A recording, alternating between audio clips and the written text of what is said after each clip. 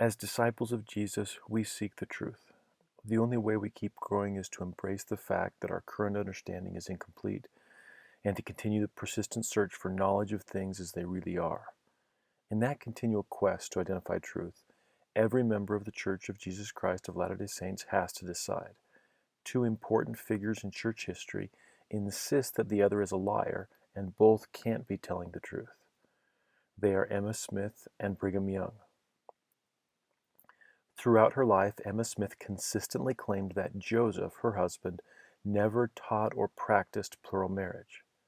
Emma claimed that after Joseph's death, the last time she spoke with Brigham, she told him, "You know too that Joseph, in my presence, told you that you had been teaching such things," meaning polygamy, "while he was alive, and that he commanded you in the name of the Lord to teach them no more, or judgments would overtake you." In an 1866 General Conference address, Brigham called Emma a liar, attempted murderer, and the most wicked woman on earth. Quote, "To my certain knowledge, Emma Smith is one of the damnedest liars I know of on this earth. Yet there is no good thing I would refuse to do for her if she would only be a righteous woman, but she will continue in her wickedness. Not 6 months before the death of Joseph, he called his wife Emma into a secret council, and there he told her the truth, and called upon her to deny it if she could. He told her that the judgments of God would come upon her forthwith if she did not repent. He told her of the time she undertook to poison him. And he told her that she was a child of hell and literally the most wicked woman on this earth, that there was not one more wicked than she. Twice she undertook to kill him." End quote. Either Emma, identified by the Lord as an elect lady in D&C 25 and the first president of the Relief Society, or Brigham, an apostle and later president of the church, is a liar. Evidence exists to support both accounts. If Brigham told the truth, Joseph was a hypocrite that lied about his own involvement in polygamy while publicly opposing and excommunicating those who practiced it. If Emma was telling the truth, a small group of church leaders manufactured stories and historical records to misrepresent Joseph's position on plural marriage after he died. As we try to understand who is telling the truth, it's important to remember that compelling evidence exists to support both Emma's and Brigham's claims. This information may be surprising because as members of the church, we may not have been exposed to it before. It's important to recognize that this is because church publications consistently misrepresent Emma and her claims. As we consider evidence, we'll be partial to Joseph's public statements, and particularly to those things he published before his death, as they're more reliable than the things some claim he taught in secret that can't be validated objectively. The core question is what the prophet Joseph's true position was on plural marriage. So regarding Brigham's charge of attempted murder against Emma, consider the following. In August of 1842, Joseph wrote, "Oh, what a commingling of thought filled my mind for the moment. Again she is here, even in the seventh trouble, undaunted, firm, and unwavering, unchangeable, affectionate Emma." These were Joseph's thoughts about Emma 16 months before she, according to Brigham, was called into a secret council and chastised for trying to kill him twice. Joseph and Emma's oldest surviving son, Joseph Smith III, had this to say about his parents' relationship. "It has been charged by certain ones advocating plural marriage that Emma was a thorn in Joseph's side, opposing his policies and leading him an ill life. This is absolutely not true. I was old enough at the time," he was 11 years old when his father died, "to know what was going on around me, and was closely associated with both my parents. The sleeping room I shared with my brothers was never more than a door away from where father and mother slept. Because of the great love and concern mother had for her children, she never wanted us far from her, in order that she might be on hand to take care of us herself in case of necessity. So I am sure that if there ever were angry words between my parents, I should have known it. And I can truthfully state that nothing of the kind ever occurred.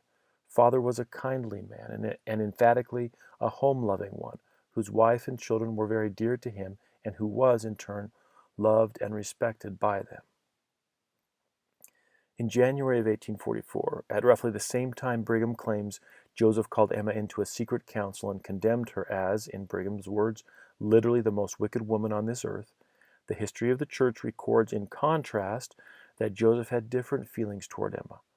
quote, I took dinner in the North Room and was remarking to Brother W. W. Phelps what a kind, provident wife I had, that when I wanted a little bread and milk, she would load the table with so many good things it would destroy my appetite, end quote. Another quote from Joseph Smith III. It has been reported by those who pretended to be friends of father that mother was quarrelsome and was antagonistic to my father, and frequently made trouble for him. I have this to say now, that tracing my memory back through the period of time in which my father was permitted to stay with his family, that I never heard any quarreling or harsh language between them under any circumstances, and that even disagreements between them were not conducted in a noisy or angry manner, that mother's language was quiet and temperate, and so was father's. In 1879, Emma explained, at one time my husband came to me and asked me if I had heard certain rumors about spiritual marriages or anything of the kind, and assured me that if I had, that they were without foundation, that there was no such doctrine and never should be with his knowledge or consent. I know that he had no other wife or wives than myself in any sense, either spiritual or otherwise. On page 490 of the first volume of Saints, it reads, because neither Joseph nor Emma wrote down how they felt about plural marriage, many questions are left unanswered. It's unclear whether the authors of Saints were ignorant of Emma's true position on plural marriage, which I think is unlikely, or if they simply ignored it because it contradicts the historical narrative they were trying to reinforce. Regardless of motive, I think it's clear, and will become clear as we consider further examples in this presentation, that Saints should more appropriately be considered well-meaning historical fiction than legitimate history. Based on the quotes we reviewed so far, as a standard of truth, it falls short. To that point, did the prophet Joseph really never record how he felt about plural marriage? Because Joseph F. Smith claimed he did. In 1905, Joseph F. Smith, then president of the church, published a series of letters he'd exchanged with Richard C. Evans of the Reorganized Church entitled Blood Atonement and the Origin of Plural Marriage, in which he claimed that the prophet Joseph had recorded his feelings on plural marriage. Evans claimed that everything the prophet Joseph had ever published during his lifetime had always, without exception, condemned polygamy. In response, Joseph F. Smith wrote, starting in the blue box on the bottom left, you confidently affirm that there is not a single word in a single sermon, lecture, statement, newspaper, or church publication printed during the life of Joseph Smith wherein he by word has endorsed the doctrine of plurality of wives, not a single statement.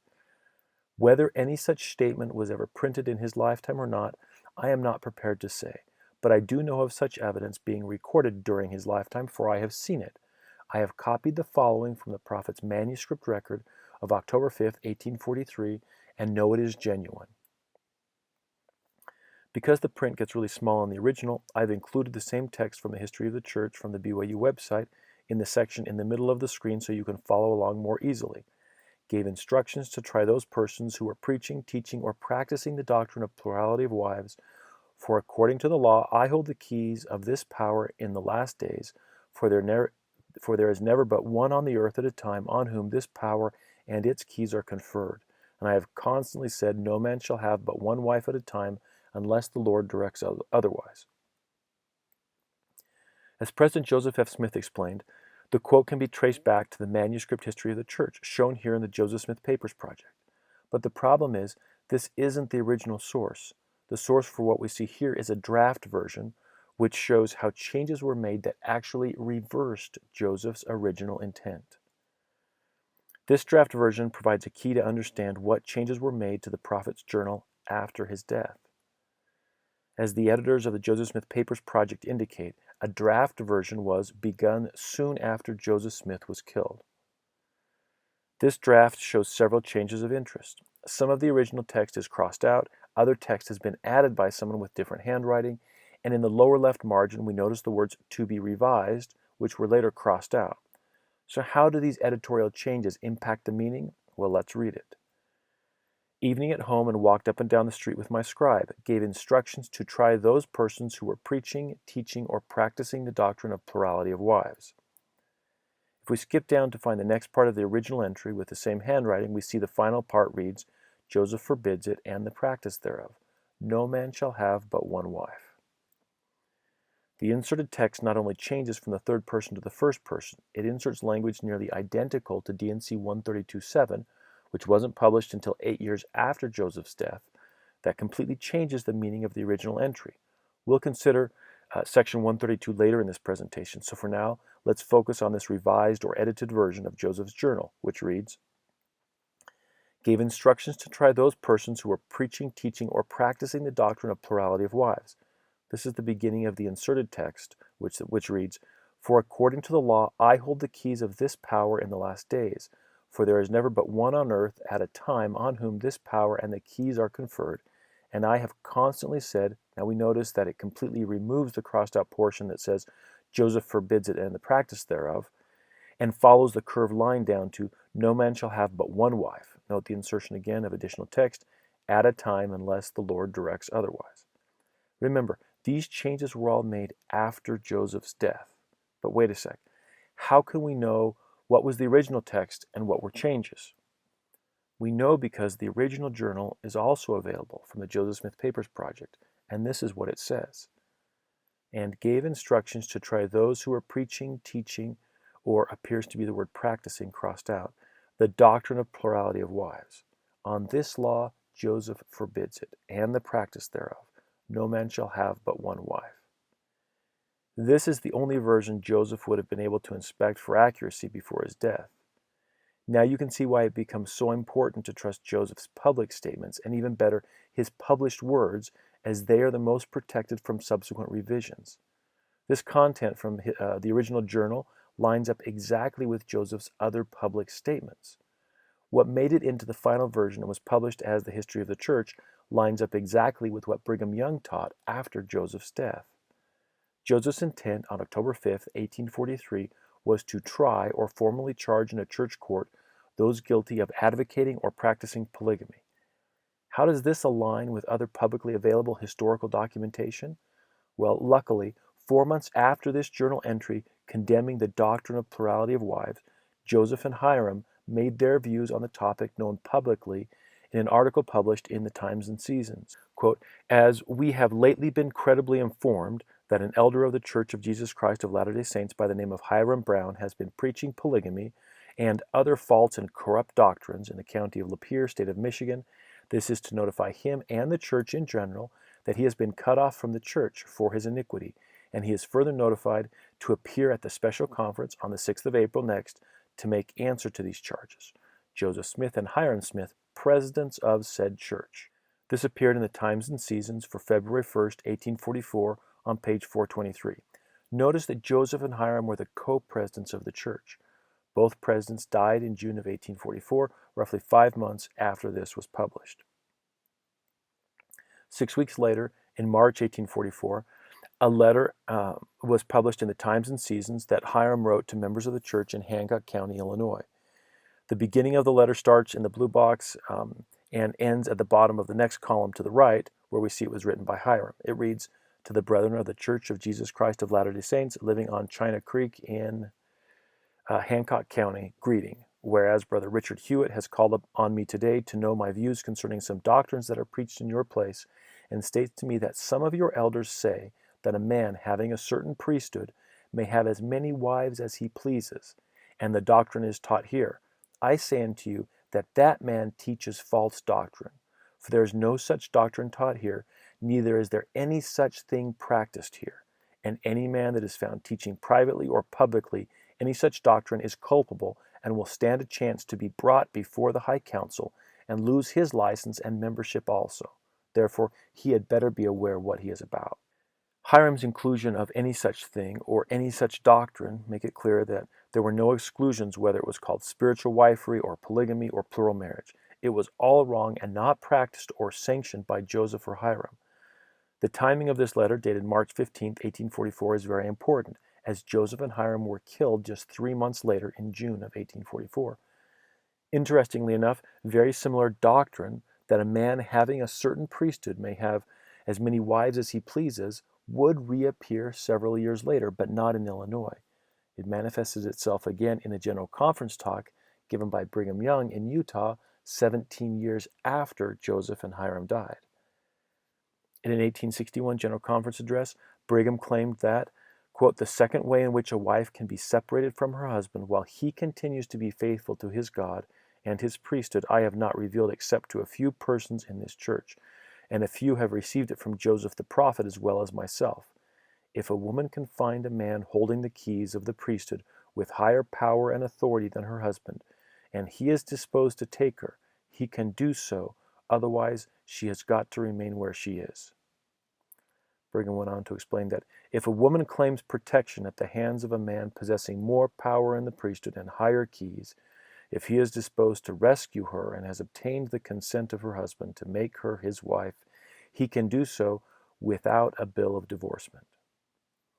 As the one with the most priesthood keys, Brigham not only recognized the implication that such a policy would most favor him in attracting new plural wives, he bragged about it. In an 1857 talk in Salt Lake, welcoming Thomas Marsh back to the church, Brigham said, "In conversing with Brother Marsh, I find that he is about the same. He has told you that he is an old man. Do you think that I am an old man? I could prove to this congregation that I am young, for I could find more girls who would choose me for a husband than can any of the young men." When Brother Thomas thought of returning to the church, the plurality of wives troubled him a good deal. Look at him. Do you think it need to? I do not, for I doubt whether he could get one wife. Why it should have troubled an infirm old man like him is not for me to say. End quote. From Brigham's perspective, the only problem a man should have with plural marriage would come from his inability to attract additional wives, not from any moral concerns. So let's go back to Joseph's journal that was revised after his death to reverse the meaning of what he actually said. There was a lot of effort put into the process of falsifying his journal. In addition to the original, there were 2 other copies produced, the second to facilitate the addition and deletion of key words and phrases, and the third to create a tiny manuscript that was turned into the print version of the History of the Church, published under the direction of the First Presidency in 1902. Remember, to counter the claim that Joseph had always condemned polygamy, this was ostensibly the best, if not only, quote President Joseph F. Smith could come up with in response, and thanks to the Joseph Smith Papers Project, we understand that the quote he used was fabricated. Were there any other clues or indications that this kind of disingenuous revisionist history was going on? Yes. One LDS historian, Richard Van Wagner, cited a claim by an assistant church historian, Charles Wandell, who was involved in the revisions in the 1850s. He explained, "The official history of the Church of Jesus Christ of Latter-day Saints was published in book form under the direction of the First Presidency in 1902. The introductory assurance that no historical or doctrinal statement has been changed is demonstrably wrong." Here you can see the phrase that no historical or doctrinal statement has been changed, highlighted in blue in the History of the Church available on the BYU website. Continuing again with the quote. "Overshadowed by editorial censorship, hundreds of deletions, additions, and alterations, these 7 volumes are not always reliable. The 19th century propaganda mill was so adroit that few outside Brigham Young's inner circle were aware of the behind-the-scenes alterations so seamlessly stitched into church history. Charles Wesley Wandell, an assistant church historian, was aghast at these emendations, or revisions. Commenting on the many changes made in the historical work as it was being serialized in the Deseret News, Wandell noted in his diary, 'I noticed the interpolation or changes that were inserted, because having been employed in the historian's office at Nauvoo by Dr. Richards, and employed too in 1845 in compiling this very autobiography, I know that after Joseph's death, his memoir was doctored to suit the new order of things, and this too by the direct order of Brigham Young to Dr. Richards, and systematically by Richards. The Quorum of the 12, under Brigham Young's leadership, began altering the historical record shortly after Joseph Smith's death. Contrary to the introduction's claims, Smith did not author the history of the church. At the time of his 1844 death, the narrative had been written up to 5 August 1838, 6 years before Joseph's death, roughly. The history of the church indicates that Brigham and several other apostles began revising church history in April of 1845, roughly 10 months after Joseph and Hyrum were killed.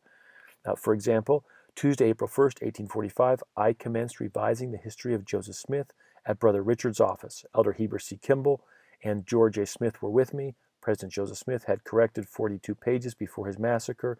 It afforded us great satisfaction to hear Brother Richards read the history of the infancy of the church, adjourned at 11 p.m., having read 140 pages in Book A. Wednesday, 2, engaged at Elder Richards' office with Elders Kimball and Smith revising church history.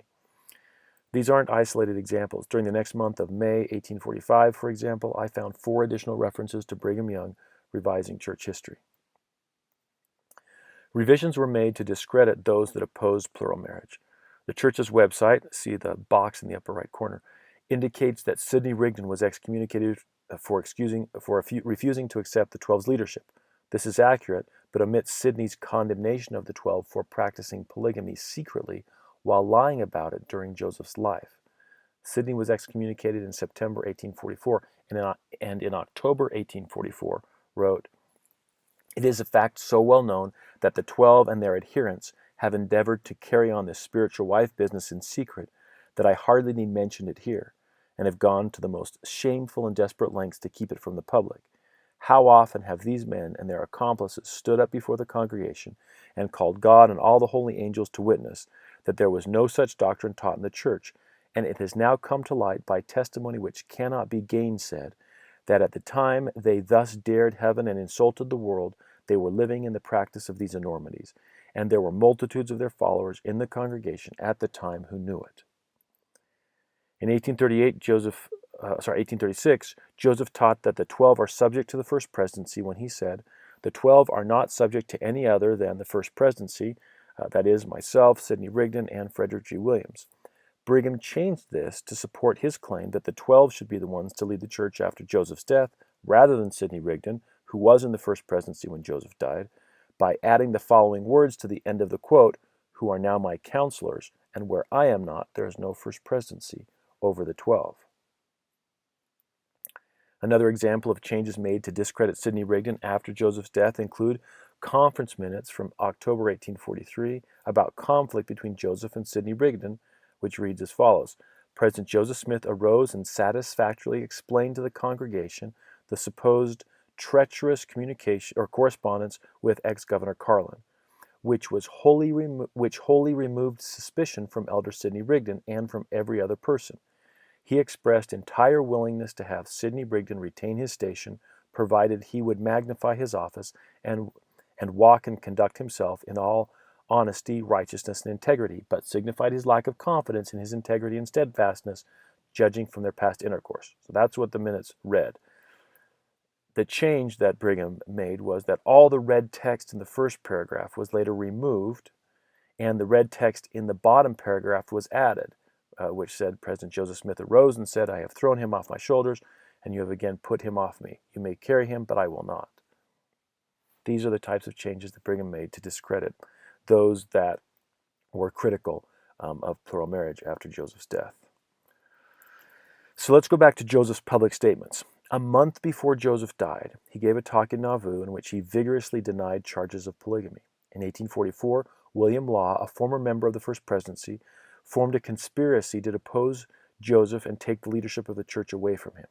William Law and others went to the county seat at Carthage and gave testimonies which resulted in 3 indictments being brought against Joseph.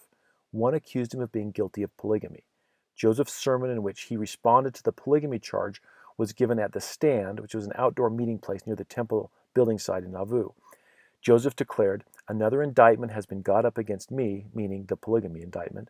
It appears a holy prophet, referring to William Law, has risen up, and he has testified against me, causing the polygamy indictment to be brought forth. God knows, then, that the charges against me are false. I had not been married scarcely 5 minutes and made one proclamation of the gospel before it was reported that I had 7 wives. I mean to live and proclaim the truth as long as I can. This new holy prophet, William Law, has gone to Carthage and swore that I had told him that I was guilty of adultery. This spiritual wifism, why a man dares not speak or wink for fear of being accused of this. William Law swears that I have committed adultery. I wish the grand jury would tell me who they, the alleged wives, are, whether it will be a curse or blessing to me. A man asked me whether the commandment was given that a man may have 7 wives, and now the new prophet has charged me with adultery. Wilson Law, William's brother, also swears that I told him I was guilty of adultery. I have rattled chains before in a dungeon for truth's sake. I am innocent of all these charges, and you can bear witness of my innocence, for you know me yourselves. What a thing it is for a man to be accused of committing adultery and having 7 wives when I can find only one. I am the same man and am as innocent as I was 14 years ago, and I can prove them all perjurers. This talk was delivered a month before Joseph died. A few days before his death, Joseph had a conversation with Emma and his brother William. William Smith was an apostle in the church at the time Joseph and Hyrum died. William wrote, quote, I called on your father and took breakfast with him. While seated at the table, a conversation was had, participated in by your mother, meaning Emma. In relating her report, she said that some complaint had been made to her by females whom she had visited that John Taylor, Willard Richards, and Brigham Young had been teaching some doctrines among the saints privately that was going to ruin the church, unless there was a stop put to it, and it was contrary to the law and rules governing the church. Your father remarked that he would attend to the matter as soon as he got through with his troubles with the laws and fosters. That trouble with the laws and fosters refers to the publication of the Nauvoo Expositor. But mark you, their conversation took place only a few days previous to your father's death. What that private teaching might have been, that those persons whom your mother named were circulating in a clandestine manner, since there has been so much said about a doctrine called the plural wife doctrine on this subject, I leave the reader to judge. Interestingly, that talk by Joseph, which many members attended, in which he proclaimed his innocence from polygamy, was changed subtly after his death. Joseph said, You know my daily walk and conversations. I am in the bosom of a virtuous and good family. But the word family has been crossed out and changed to people. There seems to be a consistent pattern in the editorial changes made to obscure Joseph's esteem for his own family, while elevating the legitimacy of those that surrounded Joseph, particularly those that rose to lead the church after Joseph and Hyrum passed away. Another example of this is found in the same talk. Here Joseph, once again defending himself against the charge of polygamy, said, For the last 3 years I have a record of all my acts and proceedings. They cannot charge me with any day or time, for they cannot prove anything against me. The revision adds these words, For I have kept several good, and then inserted faithful, and efficient clerks in constant employ. They have accompanied me everywhere and carefully kept my history, and they have written down what I have done, where I have been, and what I have said. This insertion appears to be an attempt to bolster the legitimacy of the changes these clerks working for Brigham would subsequently add to his record. The historical changes inserted by Brigham provide interesting insight into who he was. Sometimes the history of the church simply reprinted content from that was published previously.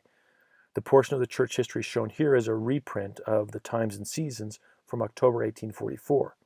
The entire paragraph in red was inserted into the history of the church after Joseph's death.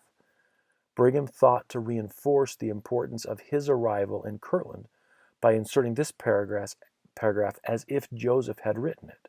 It reads, About the 8th of November, I received a visit from elders Joseph Young, Brigham Young, and Heber C. Kimball of Mendon, Monroe County, New York. They spent 4 or 5 days at Kirtland, during which we had many interesting moments. And at one of our interviews, Brother Brigham Young and John P. Green spoke in tongues, which was the first time I had heard this gift among the brethren. Others also spoke, and I received the gift myself. Brigham inserted a story about Joseph claiming that they had both received the gift of tongues. Interestingly, there's another insertion in the manuscript history in this same paragraph that didn't make it into the print version of the history of the church, which was published after Brigham's death. It reads, Brother Joseph Young is a great man, but Brigham is a greater, and the time will come when he will preside over the whole church. Apparently, there were some limits to the revisionist changes that church historians were willing to tolerate. Brigham's historical revisions to elevate his own importance and discredit others that threatened his preeminence continue. It appears he sometimes engaged in impromptu creation of narratives to make whatever point he needed. These often took the form of private conversations with people that had passed away, in which they claimed whatever Brigham needed them to claim, even when such statements contradicted stories that Brigham had told previously. For example, the history of the church records that in October of 1844, just a few months after Joseph's death, Brigham delivered a talk to the saints in which he claimed that Joseph had ordained Hyrum to take his place after him. He said, Did Joseph ordain any man to take his place? He did. Who was it? It was Hyrum. But Hyrum fell a martyr before Joseph did. If Hyrum had lived, he would have acted for Joseph. This statement is important to keep in mind as we consider what Brigham would say about Hyrum subsequently. In his diary, Wilford Woodruff, who was working in the church historian's office in 1856, asked Brigham about a piece of history on Book E1, page 1681 and 2, concerning Hyrum leading this church and tracing the Aaronic priesthood, to which Young advised it was not essential to be inserted in the history and had better be omitted. Brigham's desire to delegitimize the Smith family seems to have grown over time. In 1866, apostle and church historian George A. Smith was giving a talk in General Conference when Brigham Young got up and interrupted him to make some historical corrections. While Brigham's words are available, I can't find the text of Elder Smith's talk anywhere. Based on Brigham's corrections, it appears Elder Smith mentioned something about the prophet Joseph Smith's denial of an unspecified doctrine, as well as Joseph's anointing Hyrum to lead the church after him, which is reasonable given that Brigham, as we just reviewed, had taught the same doctrine over 20 years before. But Brigham's claim this time was very different. Brigham went on to reinforce the importance of plural marriage, how Joseph had not intended that Hyrum lead the church, but that Brigham was the only one Joseph trusted to take charge, and that Hyrum would have led the church to hell. Elder Smith seems to have struck a nerve, and in response, Brigham appears to indulge in some historical improvisation to set the matter straight, contradicting himself in the process. The talk begins by explaining, quote, "The president arose to make some historical corrections, for which purpose George A. Smith, who was speaking, vacated the stand. Brigham proceeded to explain, my memory of things which took place in his boyhood should be better than his," referring to George A. Smith. His first correction appears to be, I would not be willing to say that Joseph ever denied any doctrine he published. He never did to my knowledge. Subsequently, he commented on Elder Smith's teaching about Hyrum Smith, quote, "Brother George A. Smith spoke about Hyrum Smith. I have heard Joseph tell him that if the church was left to his leadership, he would lead it directly to hell. If you remember, this is the same thing Joseph's brother, Apostle William Smith, claimed Joseph said about Brigham." Anyway, back to the Brigham quote. Brigham continues, "He never appointed his brother Hyrum to be his successor. He never even thought of such a thing, and if my word is good for anything, I can say of a truth that Joseph told me not 3 months before he was killed, and I did not seek the information he gave me. We were talking upon counseling, governing, and controlling, that if I am moved out of the way, you are the only man living on this earth who can counsel and direct the affairs of the kingdom of God on the earth." Brigham's pattern in these types of claims is consistent. He claims some type of private conversation with Joseph that no one else can refute, in which Joseph says something completely contrary to what he repeatedly taught in public settings and published to the world. Remember, it was in a secret council that Joseph supposedly called Emma the most wicked woman in the world, while at the same time praising her in his private journal. This 1862 quote from Brigham to the church is typical. "But were you not persecuted for teaching that odious doctrine called polygamy? No. We were planted in these valleys before it was publicly made known to the people. Only a few of Joseph Smith's intimate friends knew it previous to its being published to the world, which was several years after his death." In contrast, consider these words delivered by Joseph Smith 11 days before his death. "I am bold to declare I have taught all the strong doctrines publicly, and always teach stronger doctrines in public than in private." Brigham continues denigrating Hyrum with the story of how Brigham had to convince Hyrum to accept plural marriage. Brigham claimed Hyrum said to him, quote, "I have a question for you. In the first place I say unto you that I do know that you and the 12 know some things that I do not know. I know there is something or other which I do not understand that is revealed to the 12. Is this so?" Brigham responded, "Brother Hyrum, I will tell you about this thing which you do not know, if you will swear with an uplifted hand before God that you will never say another word against Joseph." He replied, "I will do it with all my heart." And he stood on his feet, saying, "I want to know the truth and to be saved." And he made a covenant there never again to bring forward one argument or use any influence against Joseph's doings. Brigham's unassailable superpower is secret knowledge, especially knowledge received from Joseph privately. Brigham tells this story to demonstrate Hyrum's inferiority, who by his own admission lacked this secret knowledge. "You and the 12 know some things that I do not know. I know there is something or other which I do not understand that is revealed to the 12. Is this so?" Brigham and the 12's possession of secret knowledge is intended to imply both superior spiritual discernment and the ultimate post-martyrdom currency, which is having been trusted by Joseph. But something curious happens to Brigham's story at this point. Hyrum's deficit changes from not knowing to basically knowing, but not being willing to believe.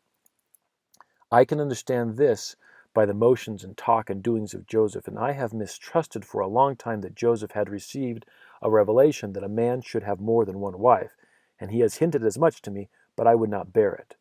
Brigham is effectively claiming that Hyrum said, I knew about it, but I wouldn't accept it because I didn't trust Joseph. But I do trust you, so if you'll disclose the secret knowledge to me, I will believe. To me, this line of reasoning is jumbled and contradictory, but not to Brigham. Brigham's account asks us to believe that Hyrum trusted Brigham more than he trusted Joseph. These are the same brothers that, according to John Taylor in D&C 135, in life they were not divided, and in death they were not separated. Interestingly, Brigham decides to address Hyrum's lack of trust in Joseph by requiring him to make a covenant with God to never criticize Joseph again in exchange for the secret knowledge, which Hyrum gladly accepts. I want to know the truth and to be saved. Another irony is that although Hyrum, at this point in Brigham's story, has not yet had the secret knowledge revealed to him, he somehow understands that it is required for his salvation. Obedience to the law of plural marriage as a requirement for salvation was taught by Brigham vigorously after 1852. That the preceding story about Hyrum was intended to discredit him as a potential successor to Joseph is made clear by Brigham's next words. It is a mistake with regard to Joseph ever saying that Hyrum would be his successor. He ordained him a prophet and seer. There may be millions of prophets and seers and revelators, but none can hold the keys of the presidency over the church and kingdom of God in all the world without the apostleship.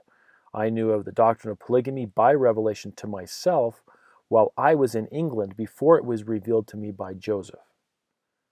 After Brigham finished speaking, George A. Smith, the church historian, got back up and said, I am thankful to be corrected. President Young has the best memory of any man on the earth. What would prompt Brigham to change the story he'd told 20 years before to attack Hyrum's capability and legitimacy as a potential successor to Joseph? To answer that question, it helps to understand that the previous day, Brigham had given a talk in General Conference to suppress speculation that one of Joseph's sons would one day preside over the church. He said, There are a few here that know Joseph Smith the prophet, and some of them are apostatizing from the work which the Lord commanded him to found, to run after young Joseph Smith, the second son of the prophet, who has no more authority to set himself up as president and teacher of a people than any other man has in the sectarian world who possesses nothing of the priesthood. Later he said, Now you old Mormons, stop your talking about young Joseph and about David, who was another of Joseph and Emma's sons, going to preside over the church by and by. I wish he was prepared for it, would repent of his sins and come in at the door, and be one with us, and walk up to the 12 in the first presidency, saying, I am one with you, and am your servant. So now it becomes clearer why Brigham felt the need to change his story about Hyrum as Joseph's successor. Joseph and Emma's sons were getting old enough that they began to represent a potential threat to Brigham, and so his story changed to discredit and delegitimize another Smith, in this case Hyrum, as Joseph's intended successor. This indicates that Brigham perceived the threat as real and that he needed to do something about it, and that something was in part to create a new story that contradicted his previous claim. So let's go back to the church's claim that Joseph didn't write down how he felt about plural marriage. This is again demonstrably incorrect when we consider both the 1835 and 1844 versions of the Doctrine and Covenants. On the day that Joseph Smith and Hyrum died, there was a section in the Doctrine and Covenants that dealt specifically with marriage that clearly establishes monogamy as the rule of the church.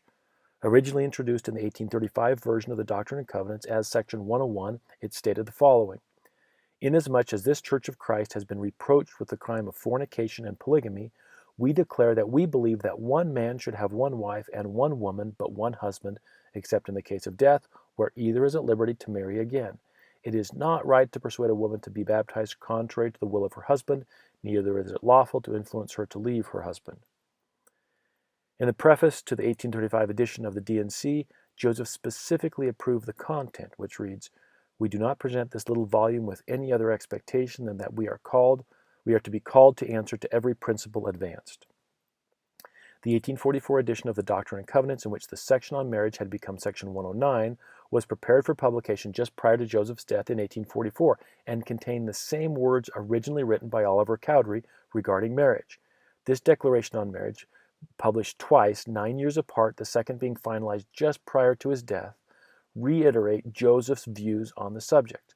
Let me read it one more time. Inasmuch as this Church of Christ has been reproached with the crime of fornication and polygamy, we declare that we believe that one man should have one wife and one woman but one husband, except in the case of death, where either is at liberty to marry again. Weighing Joseph's public statements and publications, objective evidence that's more difficult to manipulate or ignore, Emma's claims are plausible. Another important fact to consider that also bolsters Emma's assertion is that no descendant of Joseph and any of the alleged plural wives has ever been identified.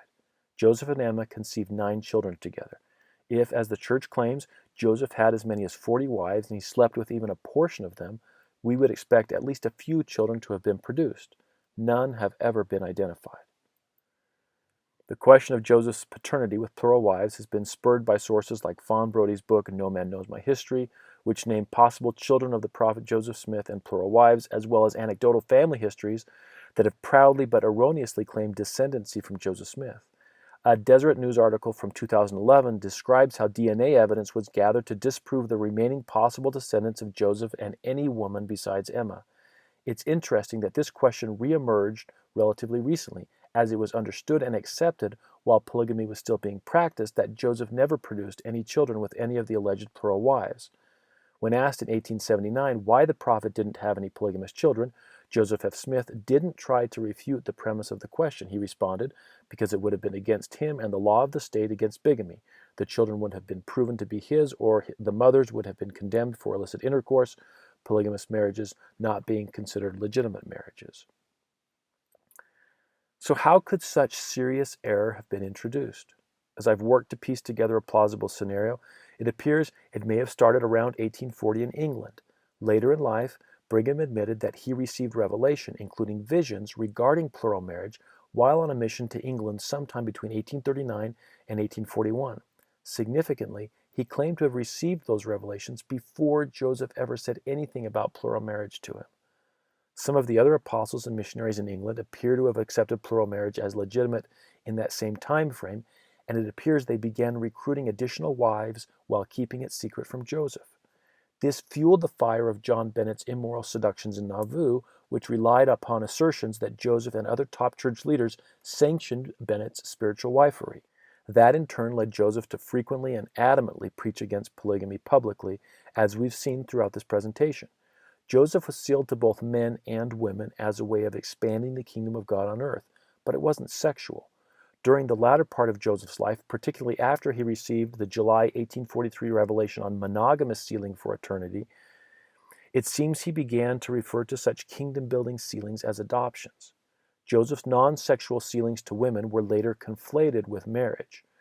A July 1843 revelation was subsequently altered to support polygamy and published in 1852, 8 years after Joseph's death, as D&C 132.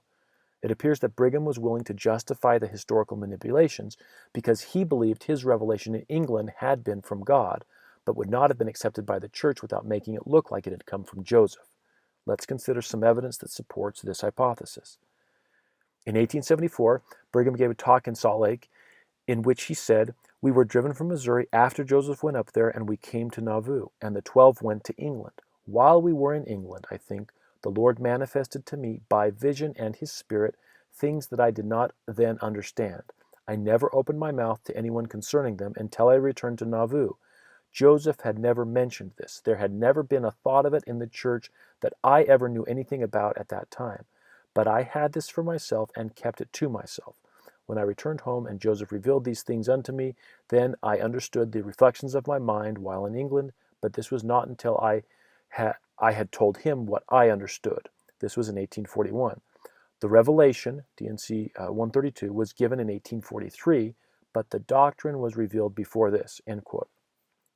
Brigham was not the only one to receive a revelation legitimizing polygamy while on a mission in England. In May of 1899, President Lorenzo Snow gave a talk in St. George in which he said, "As to plural marriage, I want to say a few words, for I may not have the opportunity of bearing my testimony to you again.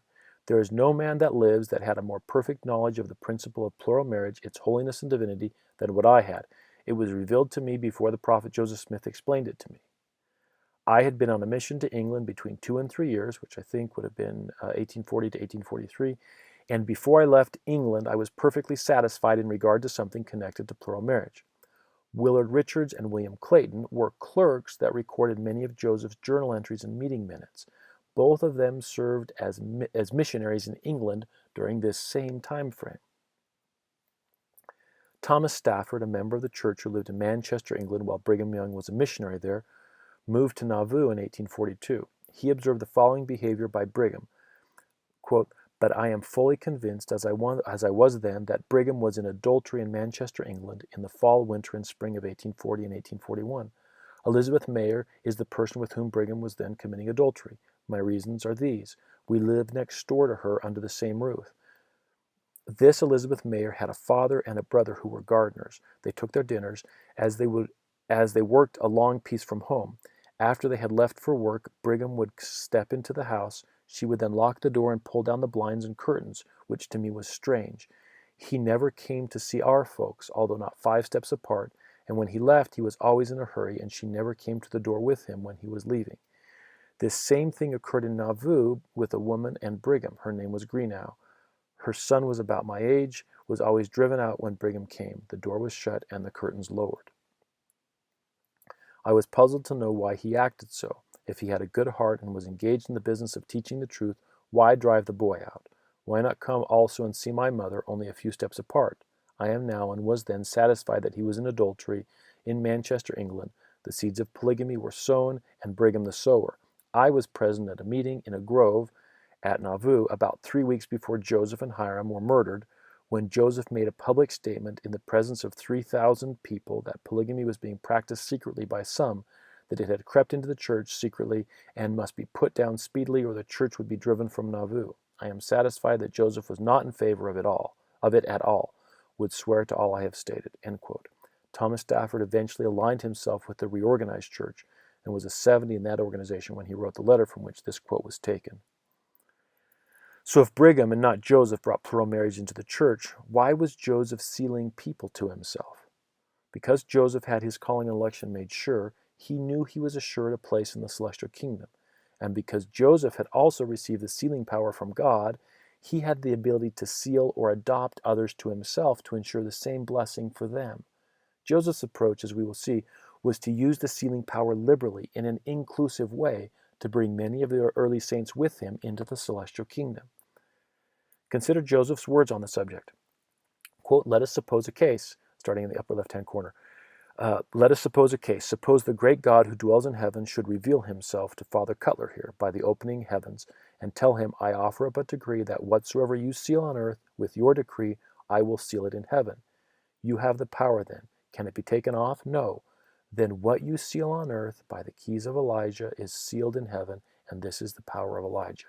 Next quote from Joseph. Again, the doctrine or sealing power of Elijah is as follows. If you have power to seal on earth and in heaven, then we should be wise. The first thing you do, go and seal on earth your sons and daughters unto yourself, and yourself unto your fathers in eternal glory, and go ahead and not go back, but use a little wisdom and seal all you can. And when you get to heaven, tell your Father that what you seal on earth should be sealed in heaven according to his promise. I will walk through the gate of heaven and claim what I seal, and those that follow me and my counsel. The original text in Wilford Woodruff's diary, from which this quote is derived, didn't say wise, it said crafty. Then we should be crafty. Go and seal on earth your sons and daughters unto yourself, and yourself unto your fathers in heaven, your fathers in eternal glory. Use a little craftiness and seal all you can, and when you get to heaven, Joseph's goal with all these sealings was to bring as many as he could justify with him into heaven. Joseph appears to be describing the same concept a few years before, using different terms. I charged the saints not to follow the example of the adversary in accusing the brethren, and said, if you do not accuse each other, God will not accuse you. If you have no accuser, you will enter heaven, and you will follow the revelations and instructions with it. And if you will follow the revelations and instructions with God, which God gives you through me, I will take you into heaven as my backload. Joseph seemed anxious to make use of the sealing power while it was still available. In January of 1844, he exhorted, And I would to God that this temple was now done, that we might go into it and go to work and improve our time and make use of the seals while they are on earth. This concept of sealing or adoption was not well understood by the brethren when Joseph died. An example of this is a talk Brigham gave at winter quarters in 1847, in which he explained that the Lord introduced the law of adoption. This principle, I answer, is not clearly understood by many of the elders of this church at the present time, as it will hereafter be, and I confess that I have had only a smattering of these things. During the next week, Brigham had a dream in which Joseph appeared to him. Of all the questions Brigham could have asked, the one that was most pressing was for some help in understanding the law of adoption or sealing principles, which is important to understand that at this point, in 1847, they were considered interchangeable. In Brigham's words, I said, "Brother Joseph, the brethren you know well, better than I do. You raised them up and brought the priesthood to us. The brethren have a great anxiety to understand the law of adoption or sealing principles. And if you have a word of counsel from me, I should be glad to receive it."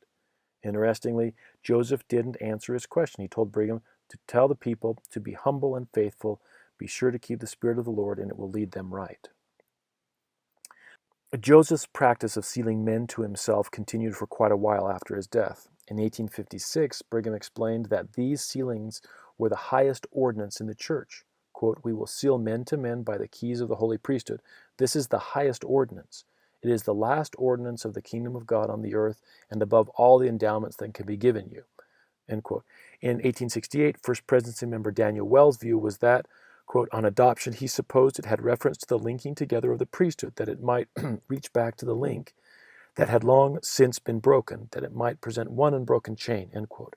And Wilford Woodruff held a similar view, quote, "Man also will have to be sealed to man until the chain is united from Father Adam down to the last saint," end quote. Over time, what Joseph understood and practiced about adoption did not get past to subsequent church leaders, clearly enough to preserve the practice intact. In September 1887, 2 months after John Taylor died, his son-in-law, John Whitaker, wrote in his diary, "I went back to the office where I found Apostle Brother Lorenzo Snow and First Council of the 70 member Jacob Gates. They conversed a long time. He finally entered into a deep subject on the law of adoption. Brother Gates said he didn't believe in it, as did also Brother Snow. On another occasion, Brother Gates saw him and asked him plainly. President Taylor said he knew nothing about it, and also just lately when asked by Brother Snow, President Woodruff knew nothing about it. It hadn't been revealed to him. I know this at this time to say or show a prevailing feeling among the 12 that they don't understand it. George Cannon also said he didn't understand it." Wilford Woodruff's sentiments in 1887 are similar. "I have adopted this rule in sealings and adoptions, to take such as the Lord has given me and leave the results in his hands. Paul talked a good deal about adoption, but we did not understand much about it until the Lord revealed it to Joseph Smith, and we may not, perhaps, understand it now as fully as we should. Still, the sealings and adoptions are true principles, or our prophets have been badly deceived." President Woodruff changed the policy in 1894 to seal within biological families as far back as were known, and then to seal and adopt the last parents to Joseph Smith. This made adoption less of an issue and the genealogical search for ancestors of greater concern. But by 1922, the de-emphasis on adoption allowed it to be ignored altogether. The practice that President Woodruff announced in 1894 was deleted in the published account by the Utah Genealogical Society and from Clark's Messages of the First Presidency. Okay, so much has been said about affidavits or sworn legal statements claiming that Joseph had plural wives. A series of affidavits was collected in 1869 to defend the church's practice of plural marriage. Let's take a look at one in particular created by Eliza R. Snow. In testimony provided for a court case in the 1890s, Eliza's brother Lorenzo Snow, who at this time would have been the president of the Quorum of the 12 Apostles, initially conflates sealing with marriage, as Brigham did in his 1847 Winter Quarters address, and then corrects himself, describing the way the prophet Joseph had explained his relationship to Lorenzo's sister, Eliza. He said the following, quote, "I returned from that European mission in the spring of 1843, about the middle of April. I said in my direct examination that about 10 days after I returned from that mission, I had a private interview with Joseph Smith. In that private interview was the time when he told me he had taken my sister as a wife. He did not say she was taken as a wife and married to him. He said she was sealed to him for eternity. I was not acquainted with the practice of sealing at this time. I had never heard of it before. I never saw the ceremony of sealing performed in the days of Joseph Smith. I never knew anything about the practice of sealing during the days of Joseph Smith. He didn't tell me anything about it at the time I had this conversation with him. He told me at that time that other parties had been sealed to him for time and eternity, but he didn't name any of them but my sister Eliza R. Snow. That was the first time I ever heard of sealing. Members of the church have manufactured sentiment and stories in support of plural marriage. This excerpt from a 1973 Ensign article says, talking about Eliza, her beloved husband, the prophet Joseph Smith, had been cruelly murdered after only 2 short years of marriage. End quote. Yet Eliza herself, in an 1877 letter, claimed that she was never Joseph's wife in the carnal sense. She wrote, "You asked," referring to President Smith, "did he authorize or practice spiritual wifery? Were you a spiritual wife? I certainly shall not acknowledge myself of having been a carnal one," which aligns with what her brother Lorenzo Snow said about what Joseph Smith said about his relationship with Eliza Snow. Several informative articles provide persuasive evidence that the often repeated story of Emma pushing Eliza down the stairs in a fit of jealous rage did not happen. Eliza's claim that she was never Joseph's wife in a carnal sense provides confirmation for these claims. If Eliza never slept with Joseph, she never could have been pregnant with his child in the first place, and yet these stories have been retold many times to reinforce the idea that Joseph was a polygamist. This is the affidavit cited to justify the claim that Eliza R. Snow was one of Joseph's plural wives. Given what we understand about Joseph and Eliza's relationship, the language used is ambiguous enough that without a prior understanding of their actual relationship, one could easily misconstrue the claim that she was married or sealed, which is what the language says, she was married or sealed to Joseph to support him having taken her as a plural wife. What's fascinating about many of the other affidavits collected in this time frame is that they use the exact same ambiguous wording. For example, this affidavit for Zina D. Huntington Young states she was married or sealed to Joseph Smith. This affidavit for Presenda Lathrop Huntington Kimball says she was married or sealed to Joseph Smith. This affidavit for Ruth V. Sayers claims that she was married or sealed to Joseph Smith. Interestingly enough, the day the marriage or sealing occurred was left out. This affidavit for Emily Dow Partridge Young claims she was married or sealed to Joseph Smith. This affidavit for Marinda Nancy Johnson Hyde claims she was married or sealed to Joseph Smith. This affidavit for Rhoda Richards claims she was married or sealed to Joseph Smith. And this affidavit for Melissa Lott Wiles claims the same thing, that she was married or sealed to Joseph Smith. So some claim that the women who signed these affidavits would never have subjected themselves to the shame and ridicule that would have been directed toward any woman at that time who admitted to involvement in plural marriage if it weren't true. But these affidavits were collected in Utah 17 years after the church's public announcement of the practice of polygamy in front of friendly witnesses that were also members of the church. One witness, a probate judge named Elias Smith, had multiple wives.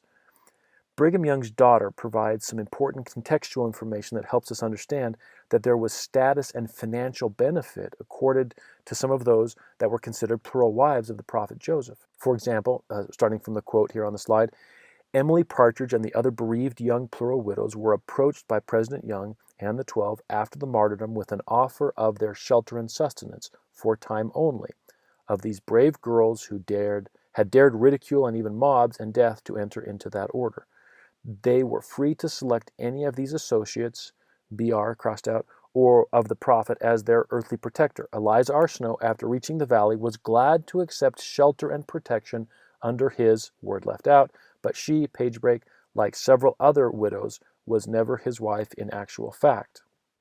These women didn't face scorn or social rejection for breaking moral norms of the day. Quite the opposite. These quote-unquote brave girls were respected for their supposed marital connection to the prophet Joseph, which connection secured them financial support. In Utah, in 1869, social rejection and financial loss were the risks that they likely faced if they didn't sustain the story that they had actually been Joseph's wives. For example, in 1882, Phoebe Woodruff, the first of Wilford Woodruff's 7 wives, speaking at a mass meeting of Mormon women held in defense of polygamy, said, If I am proud of anything in this world, it is that I accepted the principle of plural marriage and remained among the people called Mormons and am numbered with them today. However, a few days later, a longtime friend asked, "How is it, Sister Woodruff, that you have changed your views so suddenly about polygamy? I thought you hated and loathed the institution." Phoebe responded, "I have not changed. I loathe the unclean thing with all the strength of my nature. But, sister, I have suffered all that a woman can endure. I am old and helpless, and would rather stand up anywhere and say anything commanded of me than to be turned out of my home in my old age, which I should be most assuredly if I refused to obey counsel." The first wife of Wilford Woodruff loathed plural marriage, but publicly supported it because she feared her husband would turn her out of her home if she didn't obey his commands. This interesting quote from Eliza R. Snow, commenting on adoption ceremonies in the temple, provides a glimpse into the social status and pride associated with having been considered a plural wife of the prophet Joseph.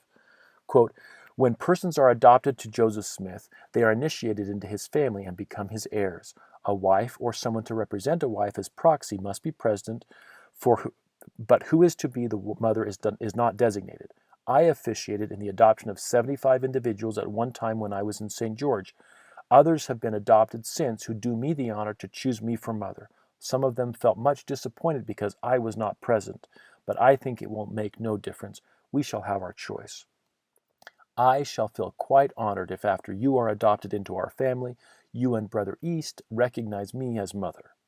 From the beginning of the Church's public announcement of plural marriage as a practice in 1852, they emphasized church members' right to practice polygamy as a constitutional right to worship as they pleased.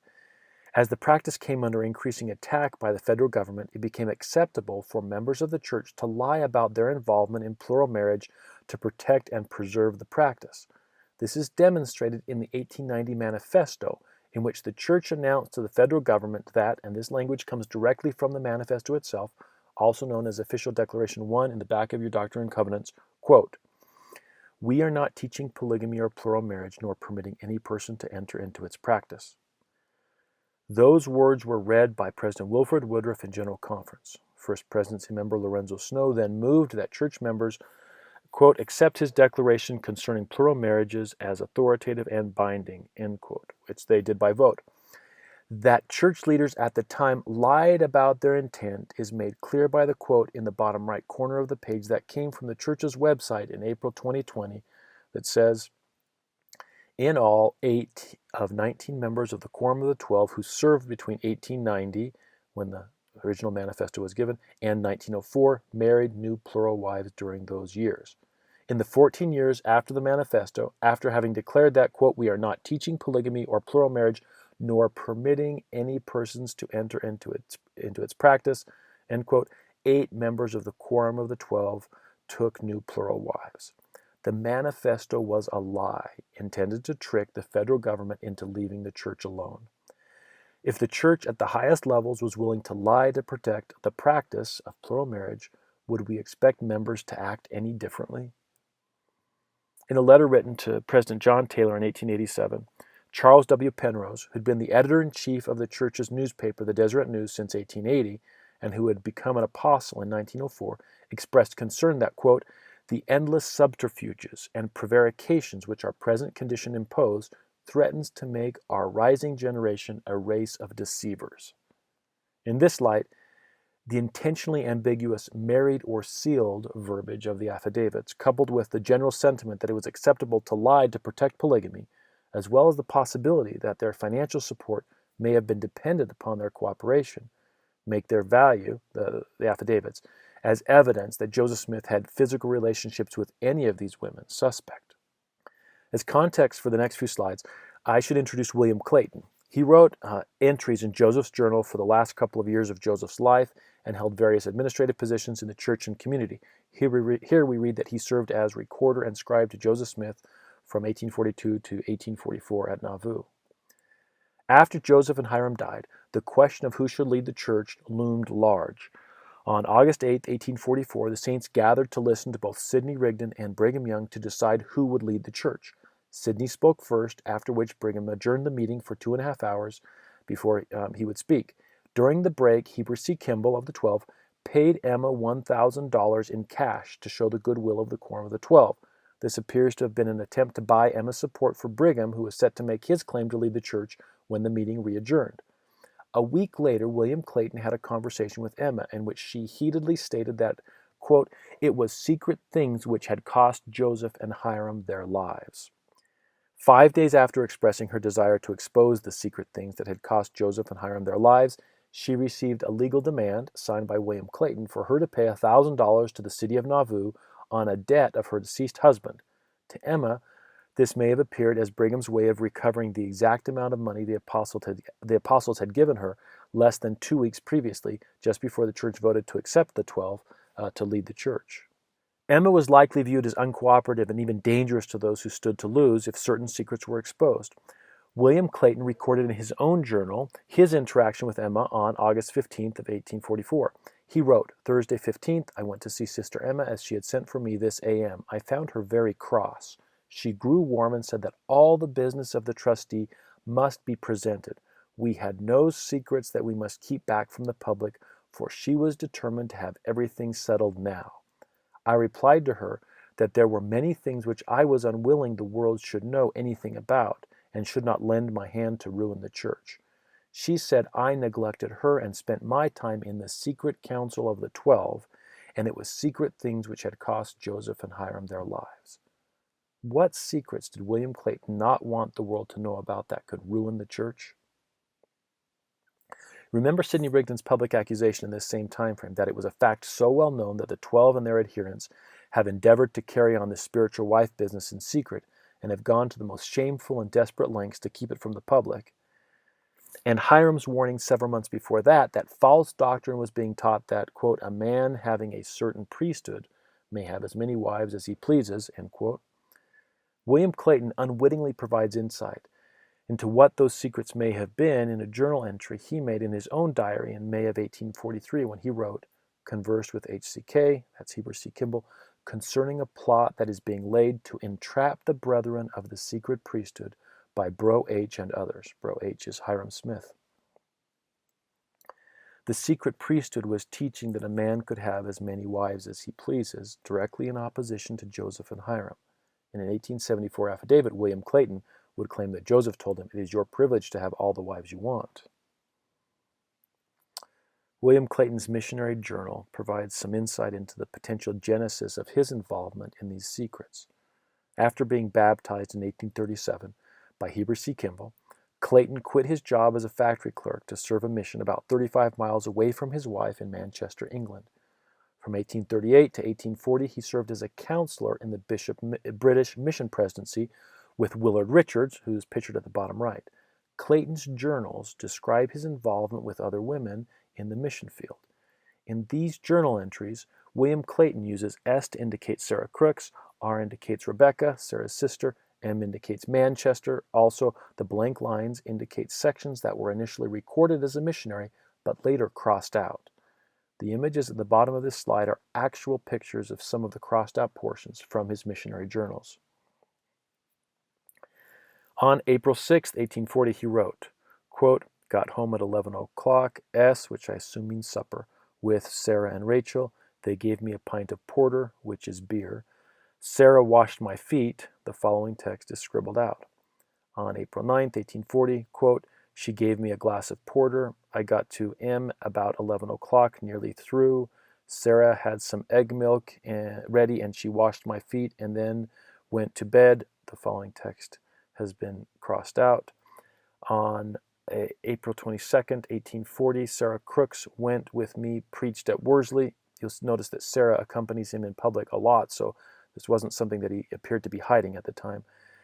Sarah Crooks went with me, preached at Worsley. We got home about 1 o'clock, took S with H. Walker. Sis Poole washed my feet. S. Crooks gave me an orange, with the following text scribbled out.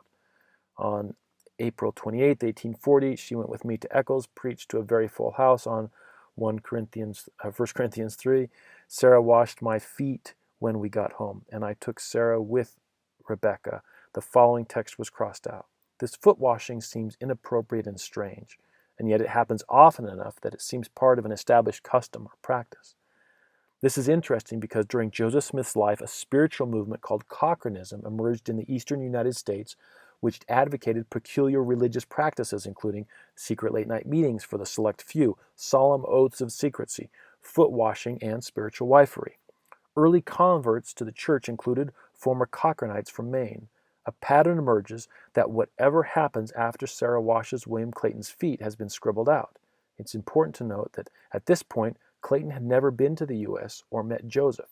He was taught and baptized by 2 members of the Quorum of the 12 and was serving at the time he made these journal entries in the British Mission Presidency with another apostle, Willard Richards, once again pictured bottom right, prior to coming to the U.S. and meeting Joseph for the first time. So this matters because these 2 men would subsequently be directly involved in the creation and revision of Joseph's journals and church history. Clayton's mission journal continues. On April 29, 1840, I went to Row Green, waited till after 8 o'clock before any came, preached on 1 Corinthians 3, slender house, got home about 11:30. S. washed my feet and gave me supper. The following text is scribbled out. On May 6, 1840, Mrs. Bradford gave me a glass of porter. Sarah washed my feet. The next section is all crossed out. On May 19, 1840, took a little refreshment. S. with Sarah, 1 pint porter. She washed my feet. We sat together till 2 o'clock. These entries establish a pattern of returning home together, drinking a beer, then doing something that later gets crossed out. In his journals, William Clayton displays a certain naive openness of his feelings, especially in the accounting of his love for Sarah. He mentions her 84 times by name, 17 times by her full name. In contrast, he never mentions his wife Ruth by name. In his 26 references to Ruth, he simply states, "my wife." These mentions are brief and emotionless and typically comprised of "received or wrote letter to my wife." On the other hand, Clayton filled pages of his journals with his excursions and feelings for Sarah Crooks. This provides an interesting window into what the secrets may have been that William Clayton didn't want exposed that could destroy the church. Clayton's disclosures point toward the same secretly practiced spiritual wifery that Joseph and Hyrum were trying to root out of the church, being potentially linked to Brigham's claim that he received revelations approving plural marriage while on a mission with the 12 in England before Joseph ever taught it. In trying to determine what really happened, we're forced to ask ourselves who seems more trustworthy, Emma Smith or William Clayton. Clayton would later claim to be the scribe that wrote down section 132 as it was dictated by Joseph. Although the foreword to section 132 explains it was received in 1843, it wasn't released publicly for the first time until 1852, 8 years after Joseph's death and 5 years after the saints had already arrived in Utah. If all of D&C 132 really did come from the Lord through the prophet Joseph, it would have been, from what I can find, the only document Joseph ever created in support of plural marriage. Did this revelation come directly from Joseph Smith, or is it possible that something Joseph received from the Lord was added to or revised before it was released publicly to the church? There is an important reference to the revelation that we now know as D&C 132, which occurred in the summer of 1843 when Hyrum Smith read a revelation on marriage that Joseph had received to the Nauvoo High Council. In the Nauvoo Expositor, Austin Cowles, a counselor to Nauvoo Stake President William Marks, who'd heard the revelation read by Hyrum, made certain claims about its contents. Minutes from a Nauvoo City Council meeting on June 10, 1844, just weeks before Joseph and Hyrum died, captured Joseph and Hyrum's reaction to Cowles' claim that the revelation talked about, among other things, the doctrine of a plurality of wives. Quote, Counselor Hyrum Smith spoke to show the falsehood of Austin Cowles in relation to the revelation referred to, that it referred to former days and not to the present time as stated by Cowles. The mayor said he had never preached the revelation in private as he had in public, had not taught it to the highest anointed in the church in private, which many confirmed. The mayor said he had never preached the revelation in private as he had in public, had not taught it to the highest anointed in the church in private, which many confirmed. The mayor said, on inquiring of God regarding the passage in the Bible, that the resurrection they neither marry, etc., I received for an answer, men in this life must be married in view of eternity, and that was the full amount of the content of the revelation, end quote. That's why it's reasonable to wonder if it was published over 8 years later as D&C 132 had been changed or added to beyond what Joseph originally received. Let me read it again. The mayor said he had never preached the revelation in private as he had in public, had not taught it to the highest anointed in the church in private, which many confirmed. The mayor said, on inquiring of God regarding the passage in the Bible that in the resurrection they neither marry, etc., I received for an answer, men in this life must be married in view of eternity, and that was the full amount of the content of the revelation. Joseph specifically invalidates the argument that Brigham would rely heavily upon to legitimize plural marriage, which is that Joseph taught plural marriage to a trusted few in private. At this point, it's not just Emma versus Brigham. It's Emma and Joseph and Hyrum and William versus Brigham. For emphasis, I repeat a quote referenced earlier. Joseph was crystal clear. I am bold to declare I have taught all the strong doctrines publicly and always teach stronger doctrines in public than in private. Remember Joseph's altered journal entry we discussed at the beginning of this presentation, the one that states, and gave instruction to try those who were preaching, teaching, or appears to be the word practicing crossed out, the doctrine of plurality of wives. On this law, Joseph forbids it, and the practice thereof, no man shall have but one wife. The reason it's so important is because it was recorded on October 5th, 1843, nearly 3 months after Joseph purportedly received the revelation we now know as D&C 132. Understanding that Joseph's position against plural marriage didn't change after receiving a revelation on marriage indicates that the portions of D&C 132 that support plural marriage were likely added by Brigham after Joseph's death. The evidence in this presentation came from Joseph after he supposedly received Section 132, including his journal entry in October of 1843 that Brigham changed after Joseph's death, the Times and Seasons condemnation of polygamy by both Joseph and Hyrum in February of 1844, Hyrum's condemnation of plural marriage in March of 1844, and Joseph's public talk in Nauvoo in May of 1844, denying involvement in plural marriage or spiritual wifery. All of these occurred between the time D&C 132 was supposedly received and the day that Joseph and Hyrum died. After Joseph's death, the church used different terms to describe polygamy.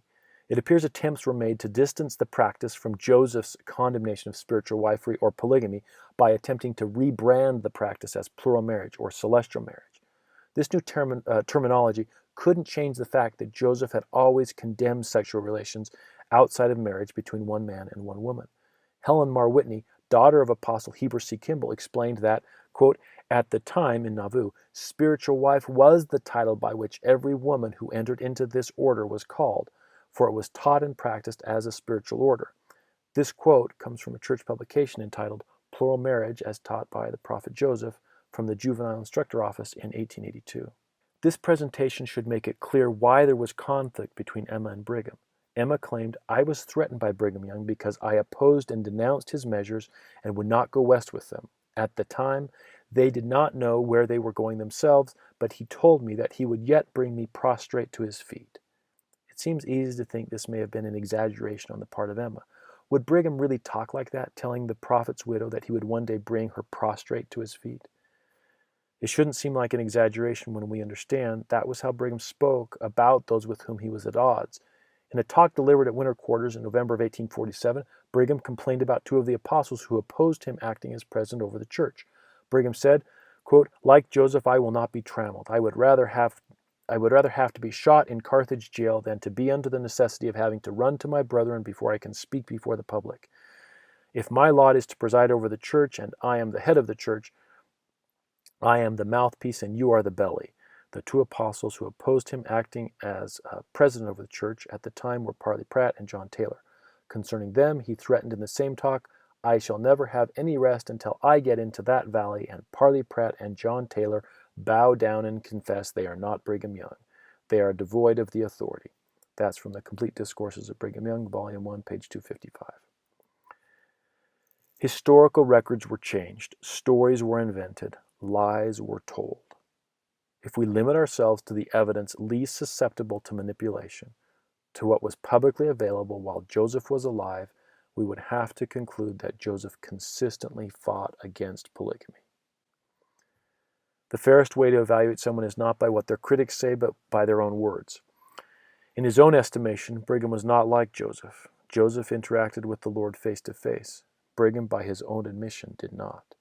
24 years after being ordained as an apostle, Brigham admitted, "I have flattered myself, if I am as faithful as I know how to be to my God and my brethren, and to all my covenants, and faithful in the discharge of my duty, when I have lived to be as old as was Moses when the Lord appeared to him, that perhaps I may then hold communion with the Lord as did Moses." It was believed Moses spoke to God face to face at age 80. "I am not now in that position, though I know much more than I did 20, 10, or 5 years ago.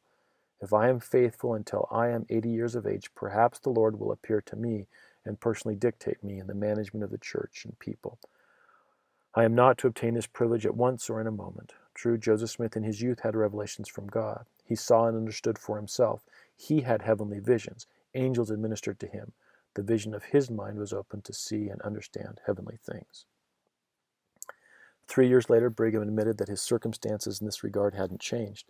"I think it likely that after a while I may be able to so humble myself and become like a little child as to be taught more fully by the heavens. Perhaps, when I am 80 years of age, I may be able to talk with some being of a higher sphere than this. Moses saw the glory of God at that age and held converse with better beings than he had formerly conversed with. I hope and trust that by the time I am that age, I shall also be counted worthy to enjoy the same privilege." End quote. Brigham died at the age of 77. In the transition from Joseph to Brigham, something important was lost. And that may have happened because of what was gained in the transition from Joseph to Brigham, which appears to have been plural marriage. The contrast is clear.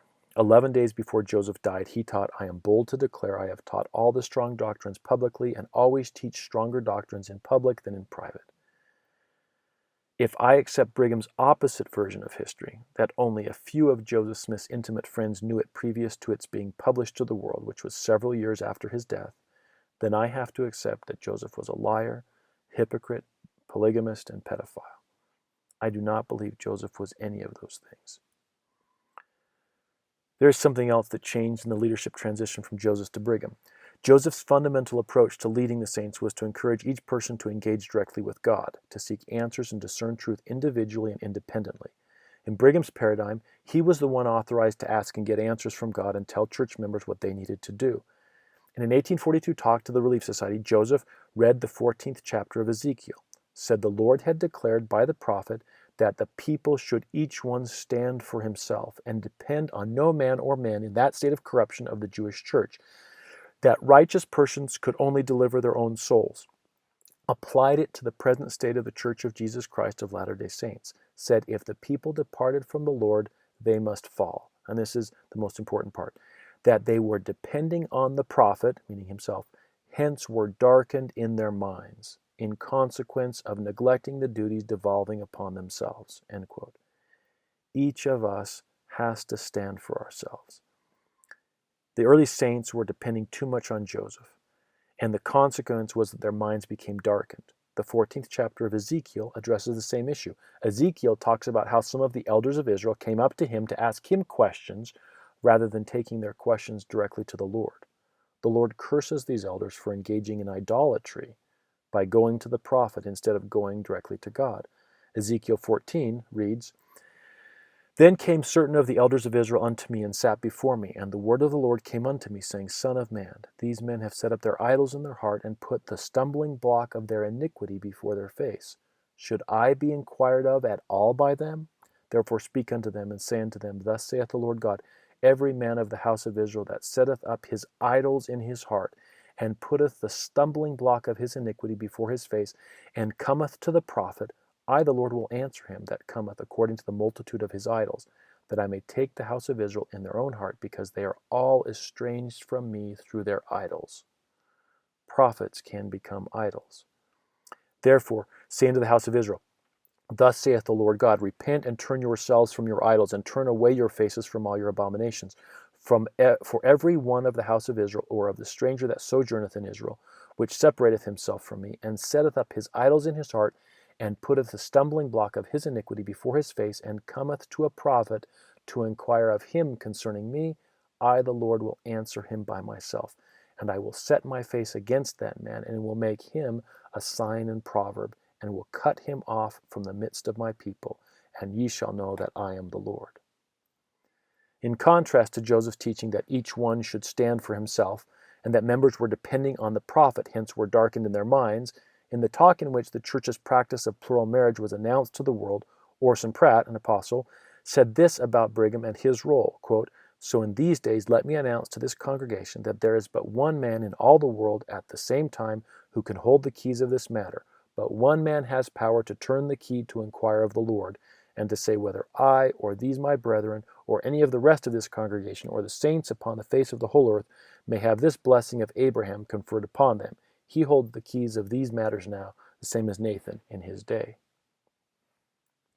Thanks to Joseph Smith's translation of the Bible, which he referred to as the fullness of the Scriptures, we better understand Jesus' teachings in this regard. Jesus clearly taught that responsibility for our beliefs and actions cannot be outsourced to any other person or institution when he taught in verse 44, "Therefore let every man stand or fall by himself, and not for another, or not trusting another." Jesus also specifically warns his followers about being led astray by church leaders in verse 46. "And if thine eye which seeth for thee, him that is appointed to watch over thee, to show thee light, become a transgressor and offend thee, pluck him out." In 1831, Joseph taught the saints that except the church receive the fullness of the Scriptures, they would yet fail. I think the often shallow content published by the church about Emma is driven by ignorance rather than malevolence.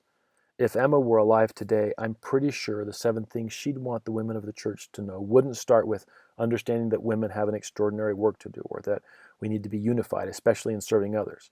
I'm pretty sure that the first thing she'd want the women of the church to know is that Joseph said, "I would pity the people that should follow Brigham Young as a leader, because he would lead them to hell."